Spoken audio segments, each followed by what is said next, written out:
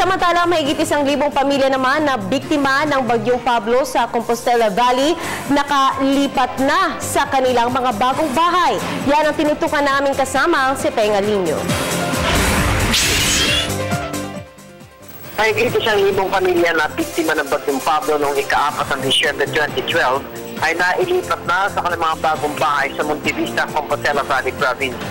Masayang tinanggap ng mga pamilya ang susi ng kanilang bahay at Certificate of Ownership kay Compostela Province Governor Arthur Uy, kung saan ang pondo nito ay mula kay Pangulong Benigno Simeon Aquino III sa pamamagitan ng Department of Development o DSWD sa ilalim ng Modified Shelter Assistance Program o NSAP na inilaan para sa on-site reconstruction sa mga totally damaged na mga bahay sa mga lugar na dati deklarang build zone ng Mines and Geosciences Bureau o NGB-11.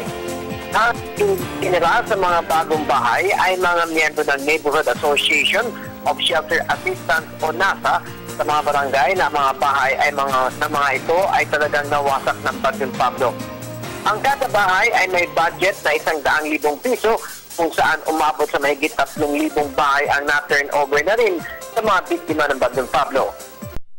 Umabot sa mahigit 40,000 mga kabahayan ang nawasak higit 2 bilyong piso mga pananim at ari-arian ang nasira ng Super Typhoon Pablo noong nakaraang Disyembre 4, 2012 na 100 taon na rin bago ito dinalaw ng malakas na bagyo. Tama sa Telebisyon ng Bayan, Penga Linyo, Radyo ng Bayan, Davao.